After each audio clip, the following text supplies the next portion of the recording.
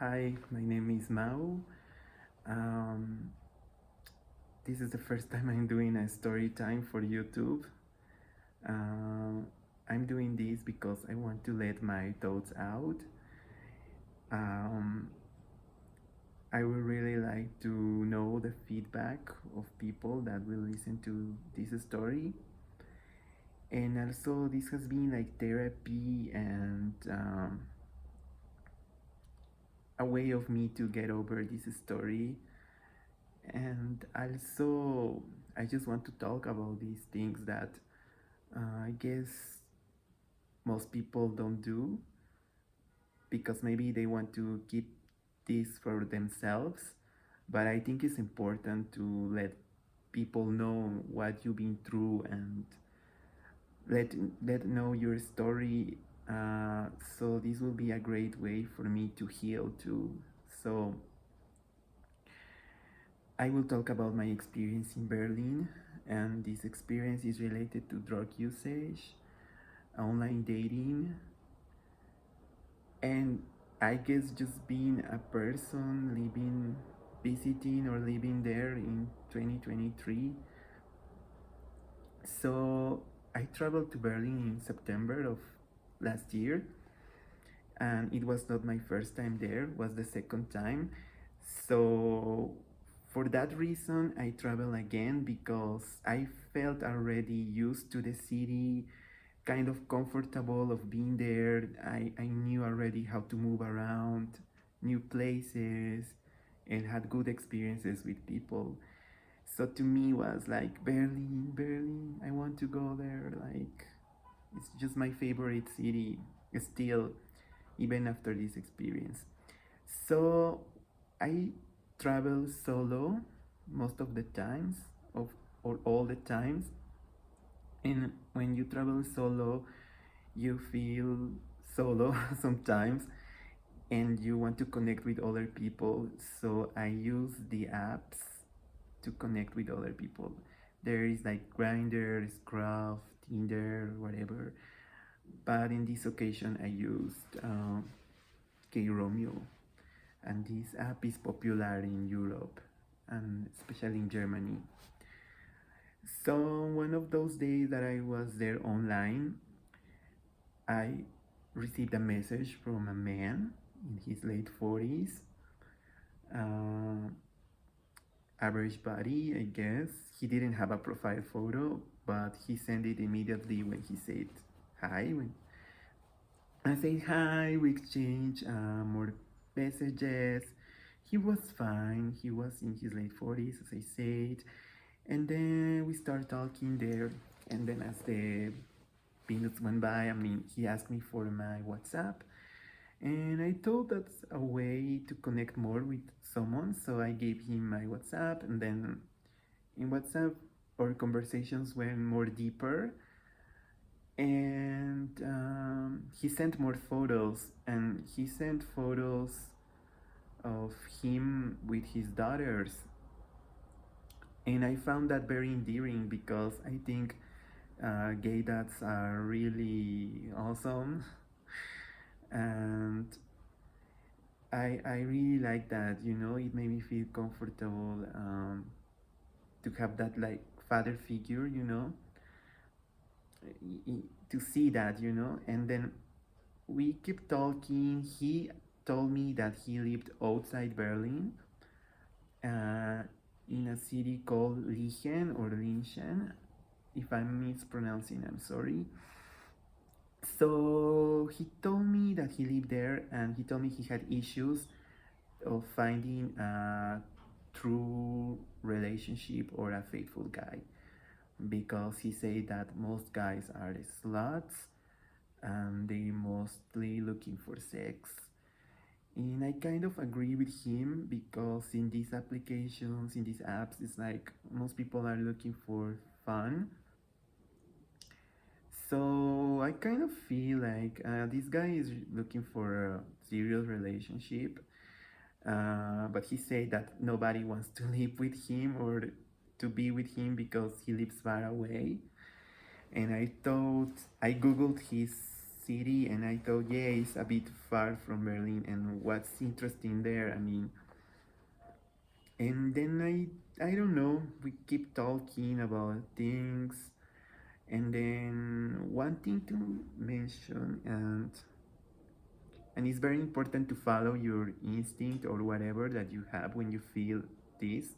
It's like when he said, without love I cannot live, he said that, I felt something like, you, like what the fuck. It was like, who says this, you know, without love I cannot live. He, and since he said that, I kind of ignored him for some days,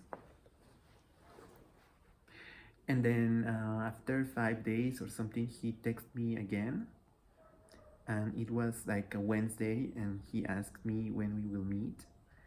I wasn't very sure to meet him, um, but I was free most of the days in Berlin, most of the afternoons, and then I told him, okay, let's meet tomorrow. So we agreed to meet on a Thursday, and I didn't want to go to his town.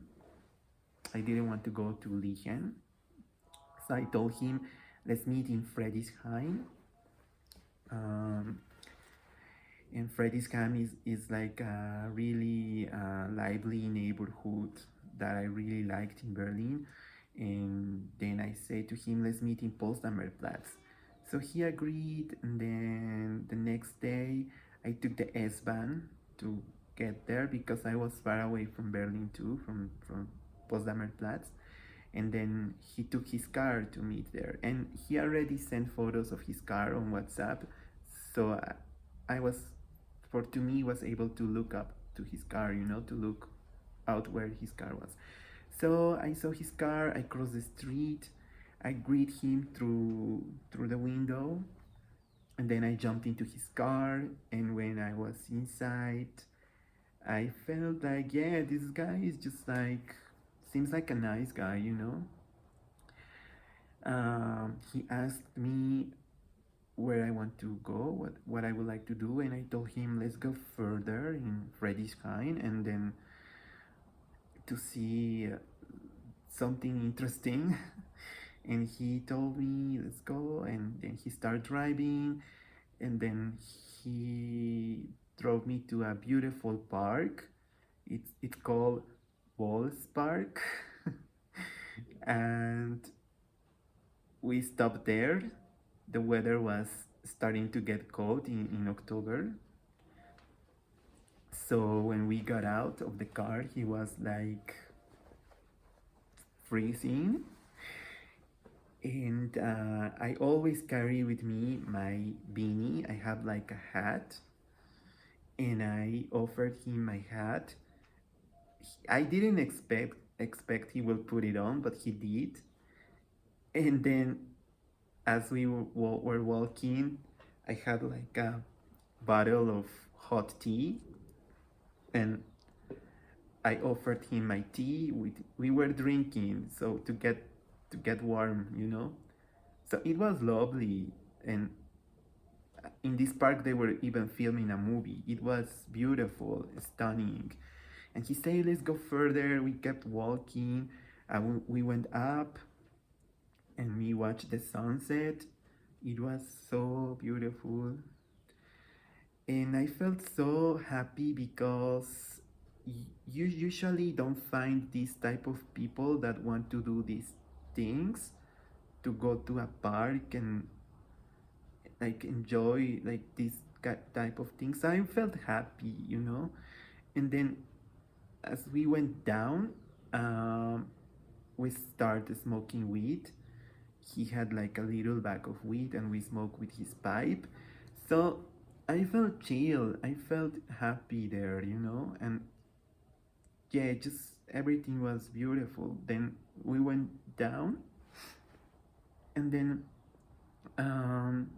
it was starting to get dark, and then he said, what would you like to do? And I told him, let's go further. And we jumped into the car, and he started driving, and we ended up in Prenzlauer Berg.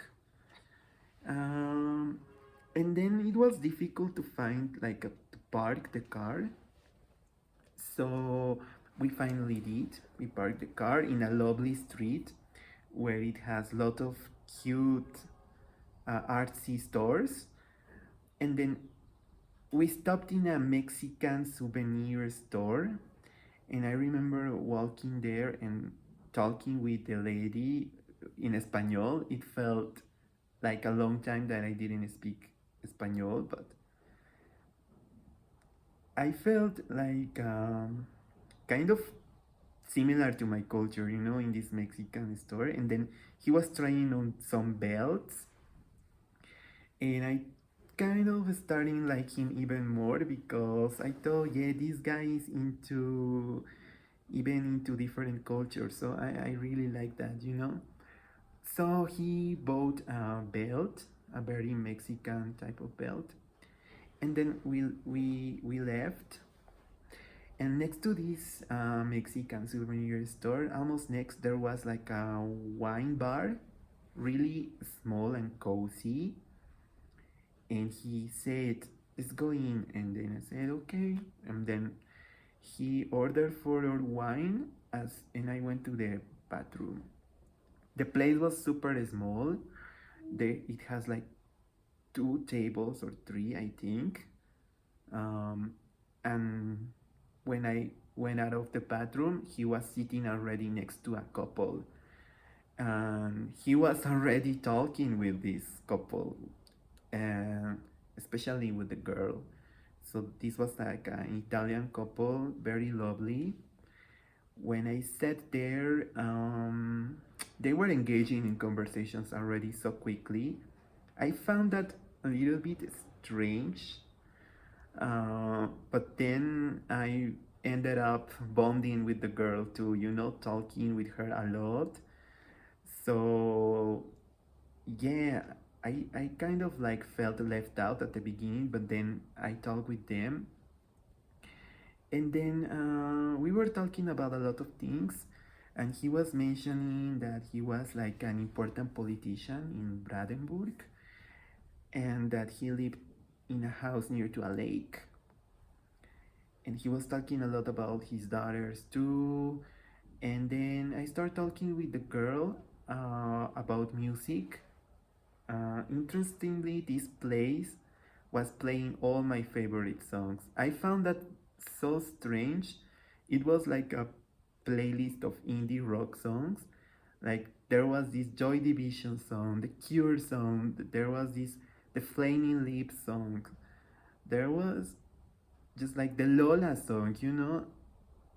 I was so even happier.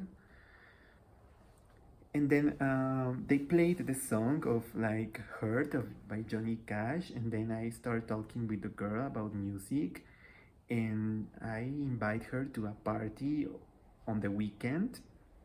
I told her there's this party on Kreuzberg, it's an indie rock party, and I told her let's go, and she said let's go on Saturday, and we exchanged Instagrams. Um, with the girl, we talk a lot about how difficult was for us also to be in Berlin, because we found that we have to break the wall of some Germans, because sometimes we think they are a little bit reserved, and that was one of the things that made me bond with her, because we went through the same things, especially being from countries that are so like touchy, right? We like to hug and things like this, and that made me bond with her. Then the couple left because they had their wine almost empty, and then we said goodbye.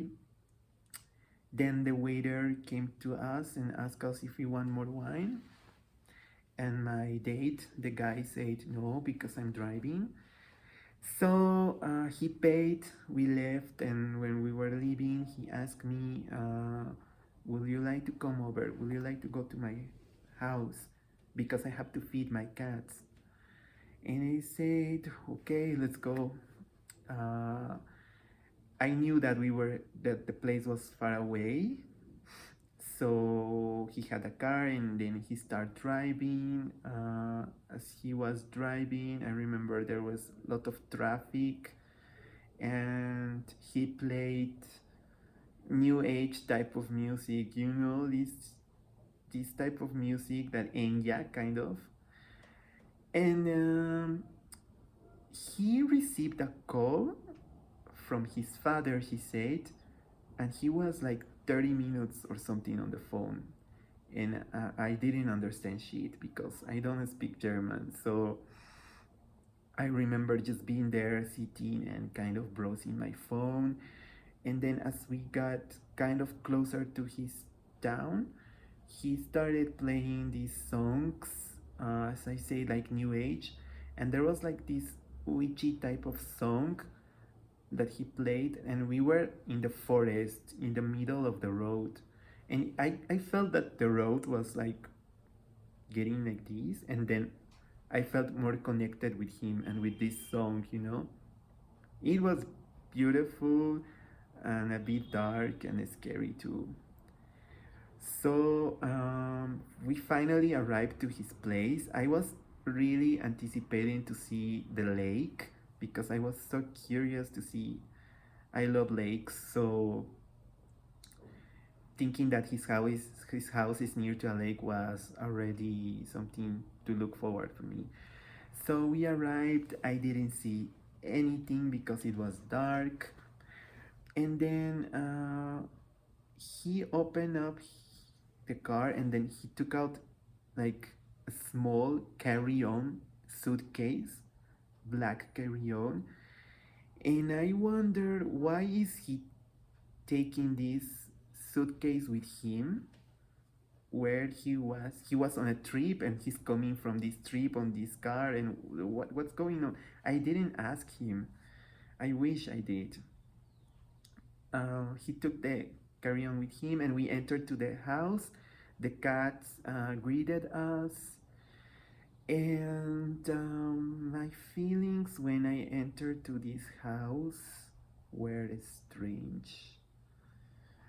um, Now that I'm looking back of what I felt, I can say that this house felt like abandoned.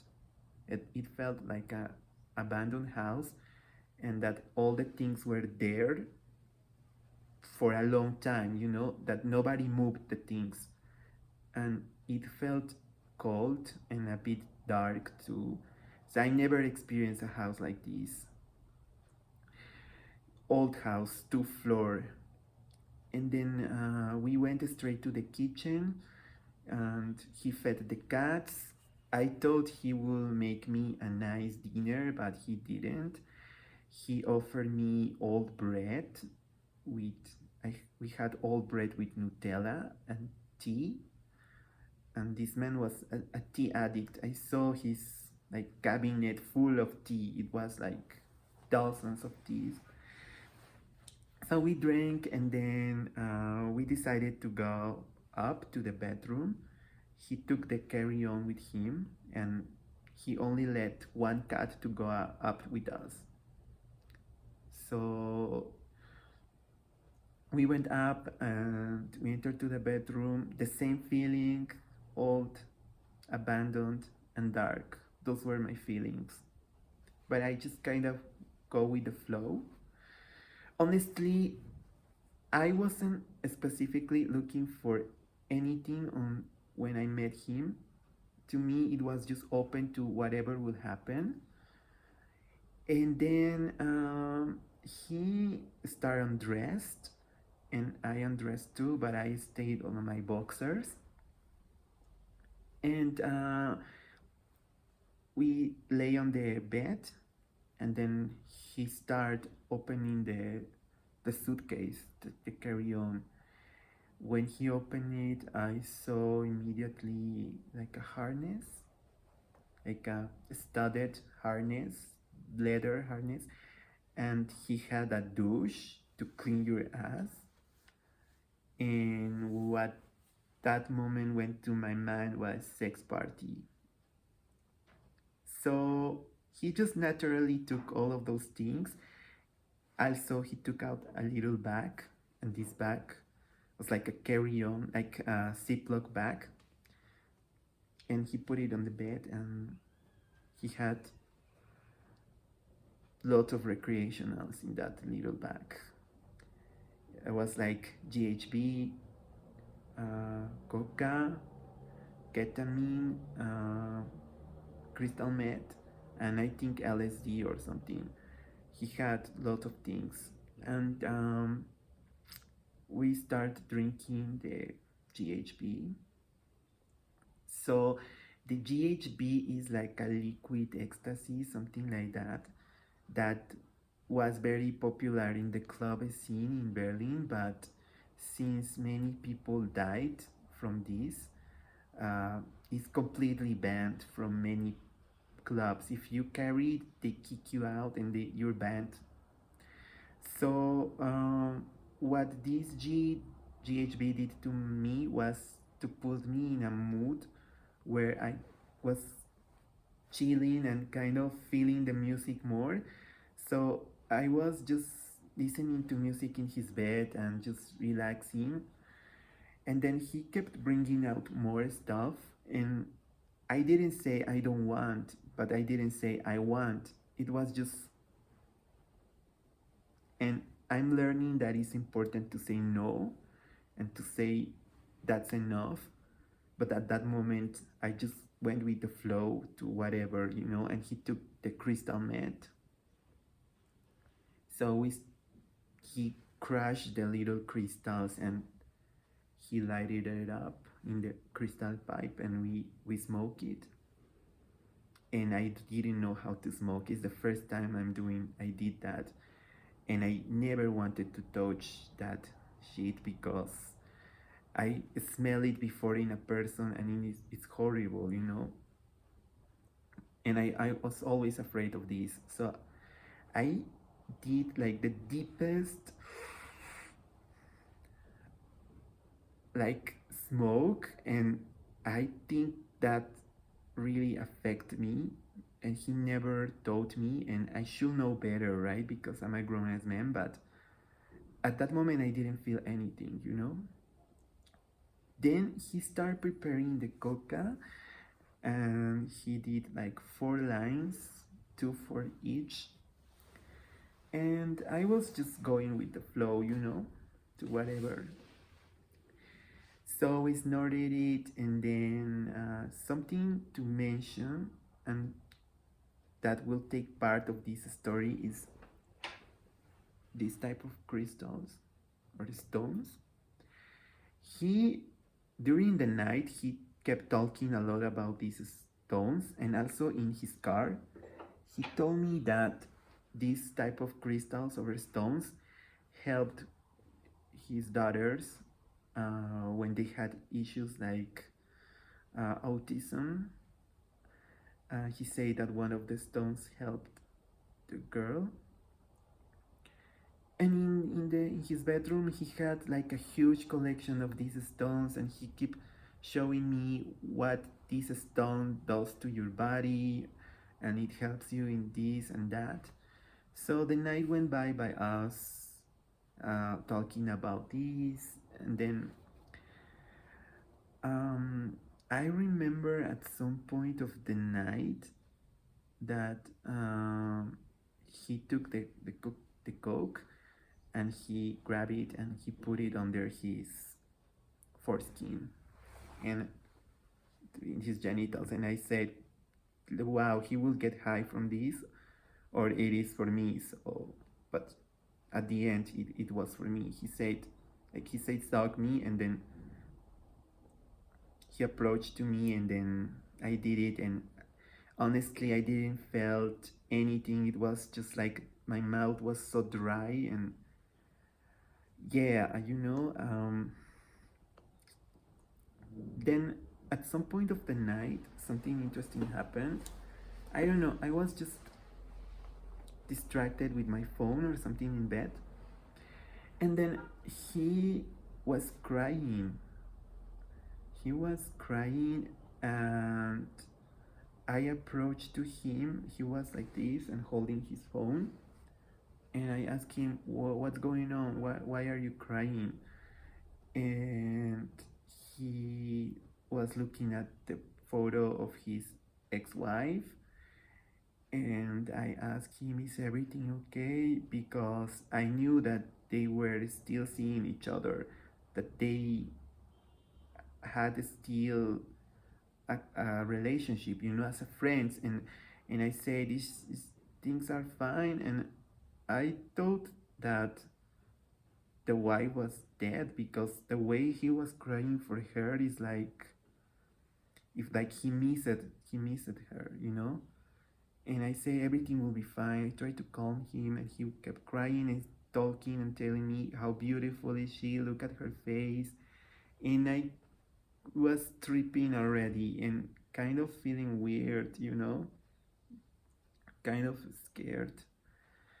um I don't know, but in what moment of the night I black out,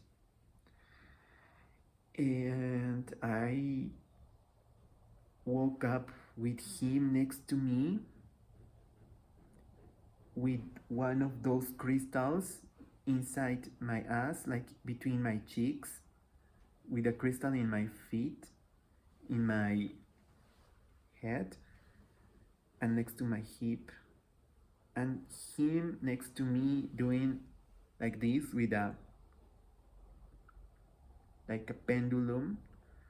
And as he was moving this, he was saying, "Give in, give in." So I was surprised by waking up like this and didn't know what happened. And then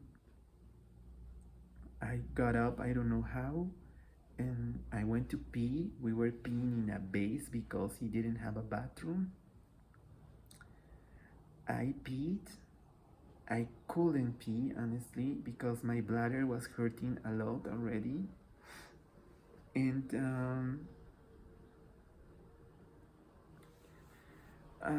I remember that when I went back to bed, he was like standing up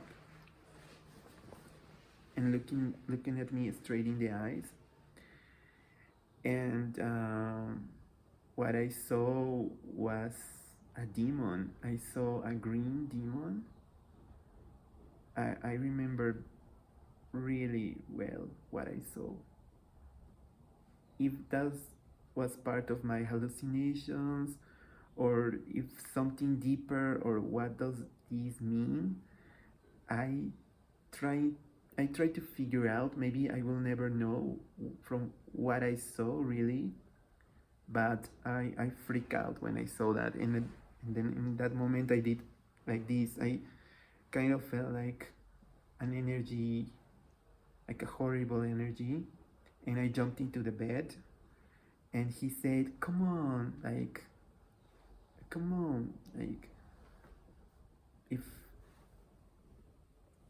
that moment, um, I start to freak out and to get really paranoid. And into my mind, it went to really dark places. And in that moment is when the bad trip started. And I realized that I trusted this person, even not knowing who he really is. And I thought that he would kill me. Those were my thoughts. That he's a Dahmer. And through my mind went so many things, like, when you see like these online dating true crime stories, when the date went wrong and the person ended up dead. That went through my head. The films that I watch, especially the French psychological horror films, I thought that he was part of a cult and that he will sacrifice me.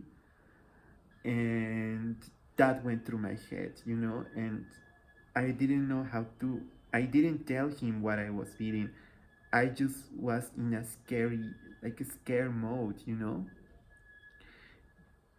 super paranoid. And then I will pause the video here because there will be a second part where I will speak about how I leave this house, how I left that house, and then I will talk about the things that happen after this, and also I will give my thoughts. And yeah, I hope to see you on the second part. So, bye.